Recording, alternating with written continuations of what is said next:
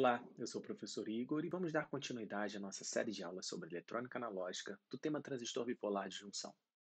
Hoje nós vamos falar sobre os modos de operação do transistor PNP.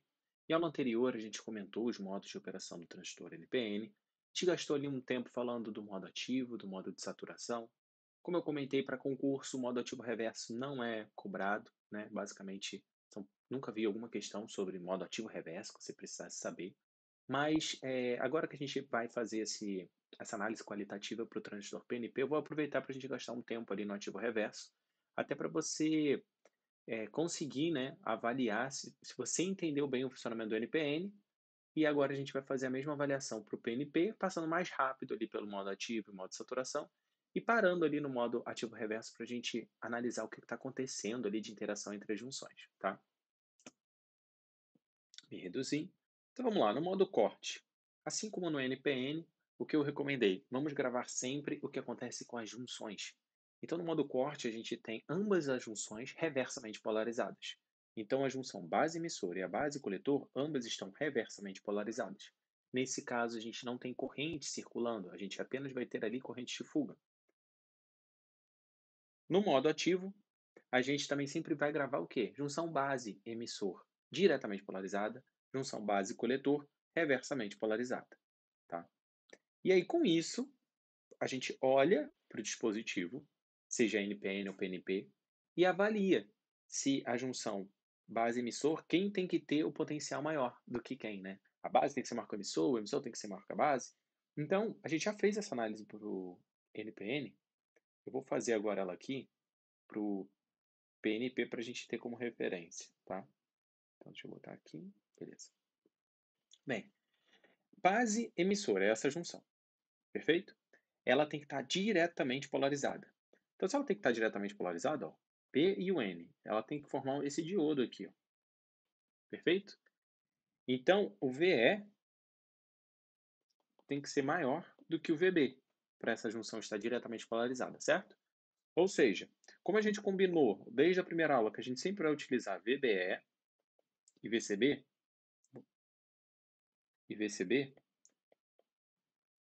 como eu já comentei, nos livros você vai ver VEB para transição PNP, mas eu quero sempre utilizar VBE e VCB, até para uma nova referência para você. Então a gente sabe que para ela estar diretamente polarizada, o meu VE tem que ser maior do que o meu VB. Ou seja, o meu VBE, que é VB menos VE, tem que ser menor do que zero. Então aqui eu vou botar menor do que zero. E a junção base-coletor, ela tem que estar reversamente polarizada. Quando ela está reversamente polarizada, olha aqui, ó, quer dizer que a tensão nesse terminal vai ser maior do que esse. Então, é meu VB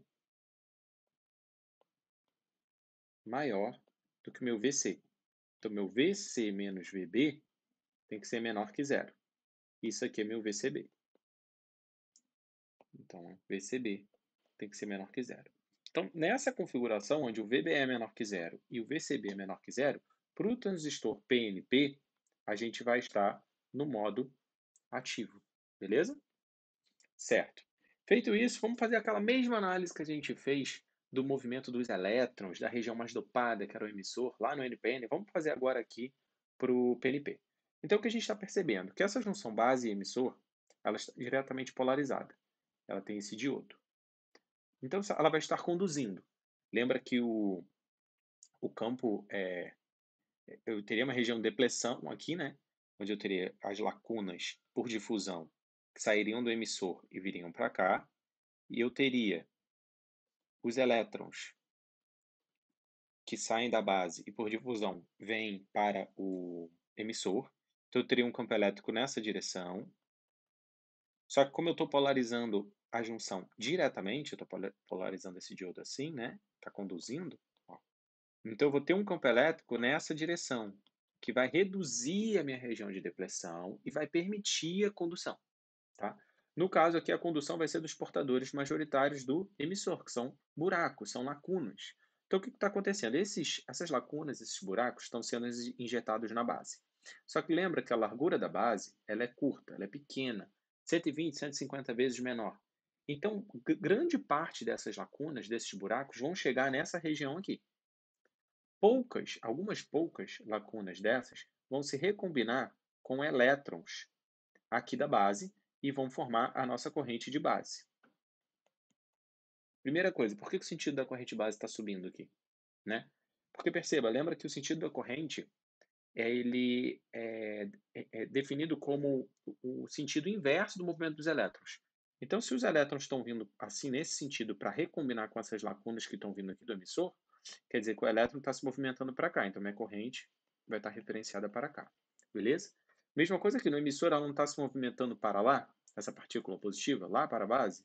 Perfeito. Então a corrente de emissor aqui vai estar entrando, porque aqui a gente está olhando uma partícula positiva, então vai ter o mesmo sentido da corrente.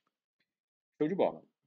Então a gente analisou já essa junção base-emissora. A gente percebeu que eu tenho várias lacunas, algumas poucas vão se recombinar aqui, várias lacunas, algumas poucas vão se recombinar aqui com esses elétrons, mas a maioria vai chegar aqui nessa região.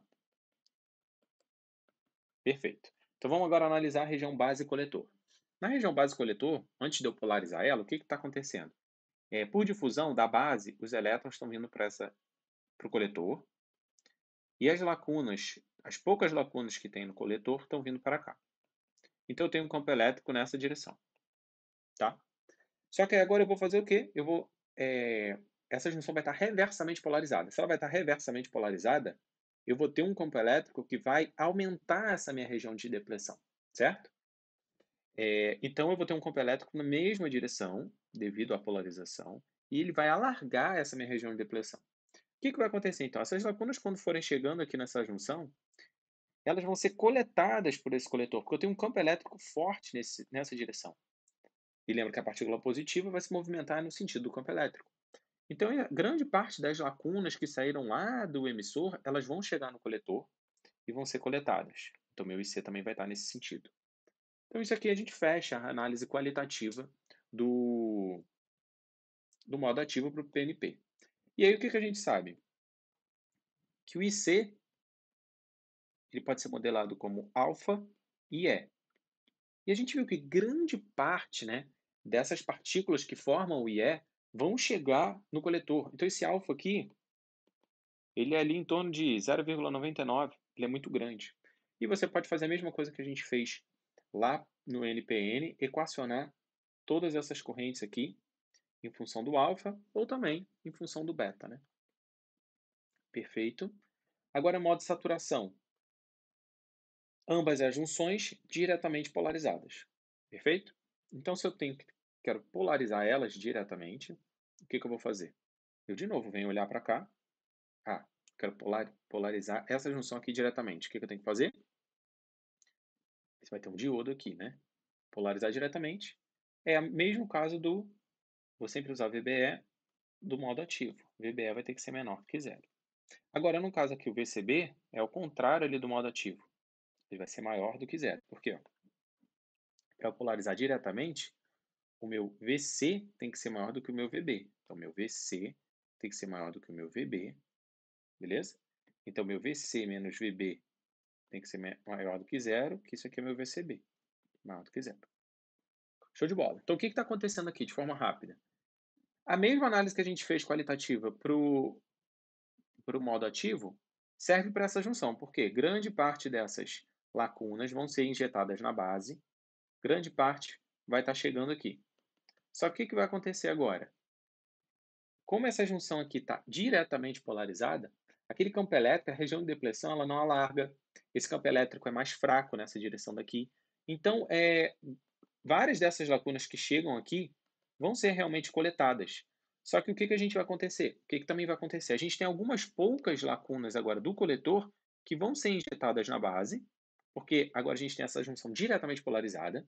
Então, eu tenho elétrons da base que vão se recombinar com essas lacunas. Então, o meu IB, né, ele vai ser formado agora tanto pela recombinação com as lacunas do emissor, agora também com as lacunas, algumas poucas lacunas do coletor. Então, perceba que o IB agora é maior do que no modo ativo. Tá? Então, a gente tem um IB maior do que o modo ativo. Por isso que a gente tem que sempre lembrar daquela relação que o nosso IC, na saturação, né, vai ser menor do que o nosso beta e B. Isso aqui que vai confirmar a nossa modelagem depois na saturação. A gente vai ver em aula posterior. Então, fechamos aqui também a análise da saturação. Agora o modo ativo reverso. Vamos gastar também aqui um tempinho fazendo análise qualitativa, assim como a gente fez já para o modo ativo e saturação. O modo ativo reverso é o reverso do ativo. Então a base emissor está reversamente polarizada e a base coletor está diretamente polarizada. Então vamos aqui analisar. O que está acontecendo? Base emissor está reversamente polarizada. Então meu VBE vai ter que ser maior do que zero. E minha base coletor, VCB, vai ter que ser maior do que zero. Essa aqui tem que estar diretamente polarizada. Eu tenho esse diodo aqui, ó, ele tem que estar diretamente polarizado. Perfeito. Agora, o que acontece, né? A análise, se fosse um dispositivo simétrico, ela seria equivalente ao modo ativo. Mas não é equivalente porque o transistor não é um dispositivo simétrico, devido à diferença de dopagem de cada uma dessas regiões. Então, o que acontece? Na região do coletor, é a região menos dopada. Então, eu tenho algumas poucas lacunas aqui. Só que agora elas vão ser injetadas aqui na base, certo? Já são poucos, mas beleza, vão ser injetadas na base. A base é mais dopada ainda do que o coletor. Então a gente tem várias dessas lacunas que vão estar sendo recombinadas aqui dentro da base. Mas algumas dessas lacunas vão realmente chegar aqui, nessa fronteira, porque a base é curta. E essa região aqui está reversamente polarizada. Então a região de depressão, ela aumenta. Então sim, eu vou ter algumas lacunas do coletor que chegam nessa região de fronteira entre a base e o emissor. E aí elas vão ser coletadas, né, pelo emissor. Só que vão ser pouquíssimas. Então, perceba que grande parte das lacunas que eu tenho aqui, grande parte dessas lacunas, elas estão sendo injetadas na base, mas a maioria já está sendo recombinada na própria base, porque a base é bem dopada em relação ao coletor, ela é muito mais dopada. Então, o que a gente vai ter? A gente continua tendo que o nosso IE vai ser igual a um alfa reverso de IC. Só que o que acontece? O IE em relação ao IC vai ser muito pequeno, é apenas uma fração. Então isso aqui varia de 0,02 a 0,5. Óbvio, vai depender ali das dopagens. Então, assim, a análise é muito parecida com o que ocorre no modo ativo. A questão é que no modo ativo você tinha grande parte dos portadores majoritários do emissor, que nesse caso do PNP são as lacunas, chegavam na região de fronteira entre a base e o coletor e eram coletadas. Nesse caso, como o coletor é pouco dopado, essas lacunas livres vão ser injetadas na base, porque a gente tem um diodo ali conduzindo, né, a junção PN polarizada diretamente. Só que o que vai acontecer? A maior parte já vai recombinar na própria base, formando a corrente de base, algumas poucas que vão chegar realmente na região de fronteira entre base e emissor. Então, por isso, a modelagem é parecida, a gente tem um alfa R, só que esse alfa R é muito pequeno. E com isso, a gente fecha a aula de hoje.